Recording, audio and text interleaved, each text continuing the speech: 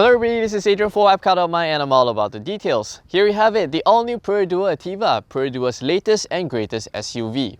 Now this is not the car that we bought, this is actually Perodua's press car which we have a short stint in. So in today's video, I'm going to give you guys a first drive impression of the Ativa, show you some of its cool features and help you decide whether could this be your next perfect car.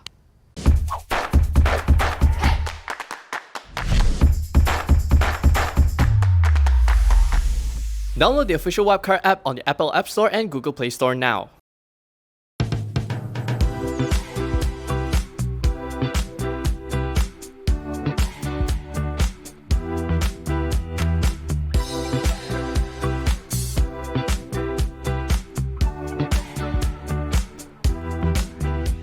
This one here is the range-topping AV variant finished in this special metallic dilemma red paintwork, which is a 500 ringgit option on top of the standard colors. Now this one here also does not get the black dual-tone roof, which adds another 300 bucks.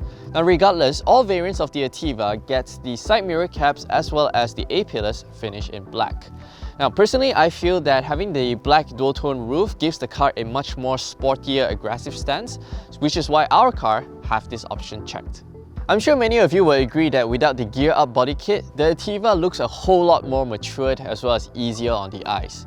Its smooth, clean body lines as well as the cheerful front fascia, it's quite a good-looking SUV, and I think that Perodua has done a fantastic job in terms of adapting the design of the Daihatsu Rocky to the Ativa.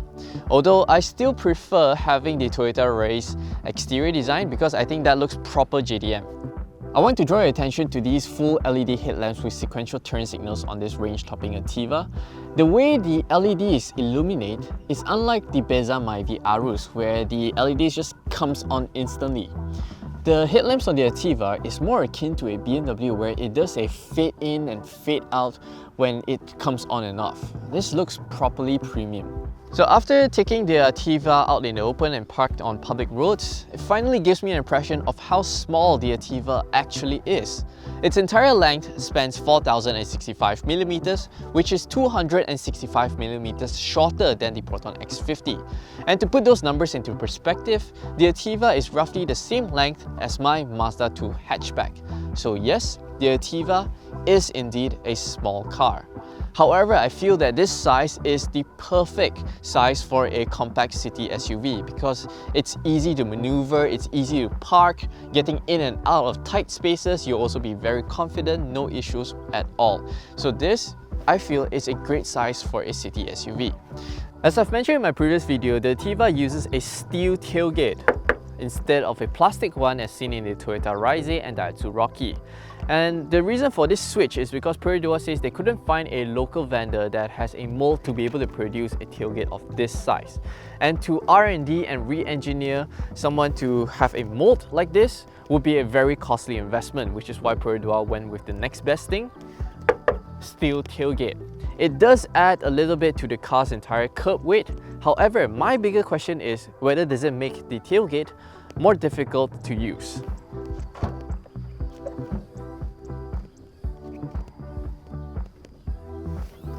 One-handed action, no problems. No complaints, no complaints. The Ativa has 303 litres of boot space, which is expandable to 369 litres by moving this boot floor into its lowest position. And you do so by just taking it out, sliding downwards, and there you go. Compared to the X50, the Ativa's 369 litres is about 39 litres more than the X50. So if you fill both cars to the brim, the Ativa will be able to house one extra cabin-size luggage than the X50. And if you ever need more space, you can always fold the rear seats down. In the Ativa, unique to the Perodua model is a full-size spare wheel underneath this false boot floor. This is unique to the Perodua because the Japanese Rise and Rocky do not have a spare wheel. They all come with a tire repackit. And I think this is a good move by Perodua because it's incredibly and infinitely more helpful compared to a tire repackit, which, you know, could be a little bit more difficult to use and a little bit more troublesome, especially when you're stuck on the highway with a flat. Now, I want to draw your attention to this keyless entry system. This is the most advanced one on any Perodua yet because it's a touch-sensitive sensor, unlike older Peroduas where you have to press a button. However, the keyless entry system on the Ativa is unlike the Hondas where you put your hands on the grab handle and it automatically unlocks. The Ativa, you still have to press the sensor to unlock. But check it out, auto folding side mirrors. Inside Ativa, you get a series of bells and whistles to play with, but let's start with this 7-inch full LCD instrument cluster which is available on the H and AV variants. Now this instrument cluster I think is just brilliant. You get to have different customization options, 4 different designs, but regardless of which design that you choose, all 4 designs, the informations are very clearly laid out to you, very easy to read, very legible, and that I think is fantastic. And buried deep within this instrument cluster are all the customization settings for your car, such as your ADAS, your signal tone, reminder settings. It even shows your steering angle, where the wheels are pointed. This, I think, is just best in class instrument cluster. The driver holds a multifunctional steering wheel, leather wrapped. Left side is where your controls for the instrument cluster, your volume controls. On the right side is where you control your cruise control, adaptive cruise control, your telephony, and a power button. Now I think that this power button, I need to talk about it a little bit. This is just brilliant, the position of this power button. And I figured that, why don't other manufacturers thought of this? Imagine this, okay, while you're driving, cruising on the highway and you suddenly need to overtake a car immediately. You can just press the power button without having to leave your hands off the steering wheel to fumble around, press the button here or there. Immediately just power and you go. This is brilliant. And on the left side here, you will find a kind of blank button. This is for the Japanese models auto parking feature, which the Ativa don't get. Moving along to this floating touchscreen infotainment system, 9-inch in size, very nice, very well integrated. I think it fits into the cabin perfectly. However, the UI, I have to say, is just horrendous. The entire interface looks very dated, it's not as attractive as the instrument cluster, and this rotating home screen layout, don't get me started, it's one of the worst, highly impractical infotainment layout I've ever used in a car. If you want to switch between menus, you have to just keep on scrolling and scrolling and scrolling until you find the right one and press and get into it. Fortunately, this is a capacitive touchscreen, so it makes it a little bit easier. However, while you're on the move, while you're driving, if you need to switch between the different screens from radio to Bluetooth, for example, this is a guessing game. This is just terrible. And not to mention, it does not come with Apple CarPlay nor Android Auto support, which I believe is the gold standards of in-car connectivity. It does come with the Perodua SmartLink app, but let's be honest, I've never heard of anybody who come and tell me that, oh, SmartLink is very nice to use. Never. Now, other parts that I like about the interior of the Ativa are these seats. Now, these are full leather units with a red dual-tone finish in this AV variant. You also get like suede materials on the side bolsters, but your bum will never touch them. Now, these seats are super comfortable, very supportive for your back as well as your thigh. The Proton X50 can learn from Perodua in terms of seats design. Steering wheel, just like any Perodua, you only have tilt adjustments, no telescopic adjustment, but that's fine because seating posture is pretty decent in the Ativa. Now overall, yes, I understand that the cabin of the Ativa is not described as luxurious or plush. The X50 is definitely more premium interior compared to the Ativa because of its high quality materials, touch points here and there. In the Ativa, you still get lots of plastic points, on the dashboard, the side doors here. However, this is not the cheap kind of plastic which you get in older generations of Myvi, where it's very scratchy, very rough to the touch. This one here is the high quality stuff, very durable, very well built, well put together. And overall, given the car at this price point, I would have no complaints. Into the back seats of the Ativa, I have the front seat adjusted to my usual driving position and I'm 175 cm tall. I have about 2 tennis balls worth of space in the footwell, no complaint because I'm able to slot my feet very comfortably underneath the front seat for a much more relaxed, comfortable seating posture. Headroom, 1 tennis balls, no complaints, and I'm able to recline the rear bench for a more laid-back seating posture. Now, I find it quite odd, the amenities in here is not very generous. You don't get rear air vents, you don't get rear center armrests. But one thing I find it super curious is that the Ativa doesn't come with Perodua's proprietary anti-snatch hook. What's up with that? Now, some of the comment section mentioned that where is the teh tarik hooks in the Ativa? Well, it's located right here in the headrest position and it supports up to 3 kilograms of load. It's available on both sides of the headrest. The amenities, you get 2 back pockets, 2 USB charging ports which supports up to 2.1A of charging speed, as well as solar and security tinting film for all glass windows.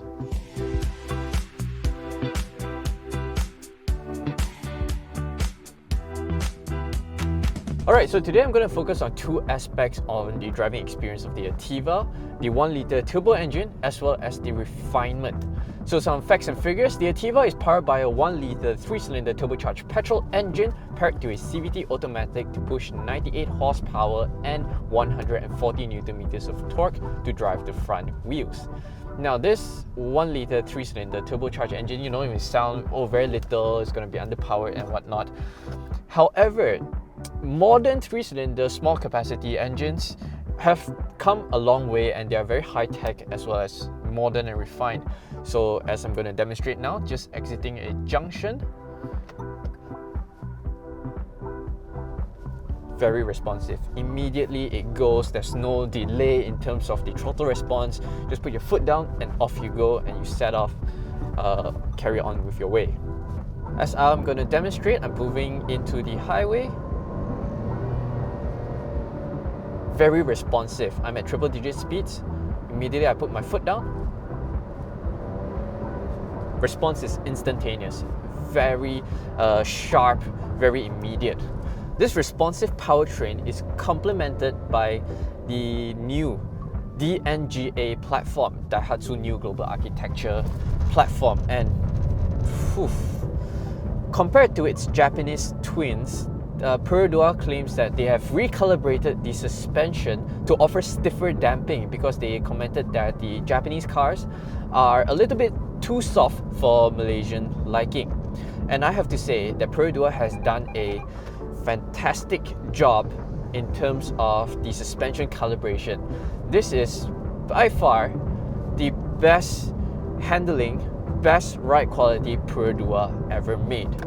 So, despite having the stiffer damping setup, you know, you get a very pliant ride and comfortable ride quality. Going over bumps and humps, there's no harshness whatsoever. It just evens out the undulations very well, very gracefully. And handling, the car is very nimble, you feel it, taking it through a bend. Yeah, like I said, this is the best handling Perodua ever. Based on our WapCar NVH test, the Ativa averages about 70 decibels at 110 kilometers per hour, which I think is pretty decent and it's par for a car of this price range. However, subjectively, I hear very little wind noise, very little rolling noise, and definitely it feels subjectively quieter than the X50. Why so? Because the X50 has a lot of wind noise. You get a lot of intrusive wind noise coming into the cabin, but the Ativa, not really. Only when a bike or a car, truck nearby you passes by, yes, you do hear them a little bit more. But other than that, no. However, despite that, I have to say that the refinement of the engine is not very great. Not to say that the engine is harsh or whatsoever. You do feel a little bit of vibration coming into the cabin, especially when you're parked at idle. Is it intrusive? No, not really. Is it unacceptable? Oh, I think it's pretty alright. But do I wish that the engine is less vibration? Most definitely so. Other improvements which I wish that the Ativa would come with is better brakes.